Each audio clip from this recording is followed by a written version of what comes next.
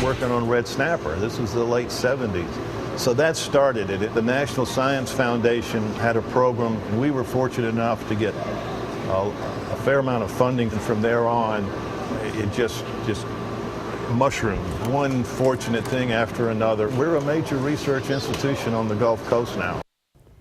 Dr. Bob Shipp's name and face are easily associated with the Gulf of Mexico.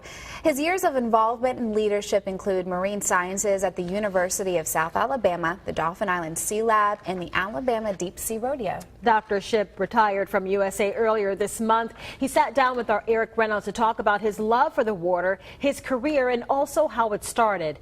Here's the interview. I didn't get hired as a fisheries person. I got hired because the instructor of anatomy and physiology left all of a sudden, and they needed somebody to fill that position, and so they hired me to do that. But I said, you know, once I get over there, things can change and evolve. Dr. Bob Shipp has spent more than 40 years at the University of South Alabama.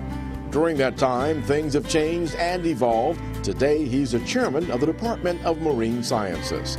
The New Orleans native developed his love for the water early in life. I always went to Fort Walton. My grandparents had a hotel there. They'd been there since 1913. So I'd spend the summers there. We just grew up around the water, fished for pompano with my grandfather, and I always knew what I wanted to do. From those days on, I still spend time with my high school buddies, and they always laugh that you're the only guy we knew that in high school knew what you wanted to do and did it. His higher education started at Spring Hill College. Shipp earned his master's and PhD at Florida State. While in Tallahassee in the late 1960s, he taught at Florida A&M. I was actually teaching a 9 o'clock class when Martin Luther King was assassinated, and all hell broke loose on the campus. Those were 2 great years, had a really good time there, great experience teaching. I was hired at South Alabama in 1971. I was so fortunate to get a job at the University of South Alabama. Jobs were tough for faculty in the early 70s. I've been there ever since and just loved it. A master's program in biology at USA was started in 1978. Then in 1992, a PhD program in marine sciences. To become a major institution, research institution, they had to focus on water, because that's where we were. The Sea Lab began to flourish.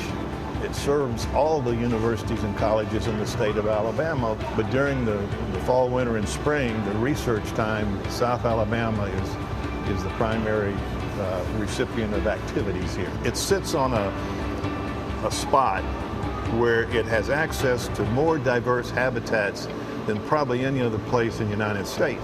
You can experience and sample all those habitats within an hour. I'm working on red snapper. This was the late 70s.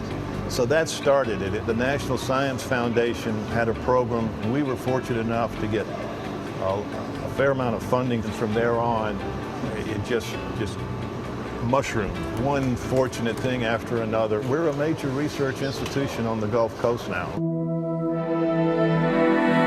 I, along with everybody else, thought our way of life was over. We did a lot of intensive studies. The red snapper, some of them were showing up that had rotted fins. I think we sampled about 6,000 red snapper in the months after that.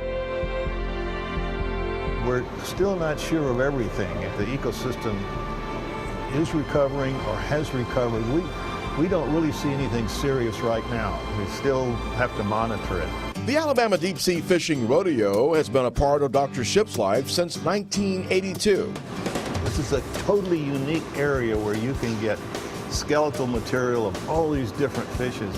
Every major museum in the Western world would send scientists to the rodeo site. They were never disappointed, and that continues to this day. The Guinness Book of Records recognized the rodeo as the largest and oldest fishing tournament in the world. I've just been delighted with what's happened. Things can change and evolve, and they did. And Mobile and Dauphin Island and Baldwin County, just a great, great place to study marine science. On Dauphin Island, Eric Reynolds, Fox 10 News. So Dr. Shipp's love for studying marine life can be seen in his book, Dr. Bob Shipp's Guide to the Fishes of the Gulf of Mexico.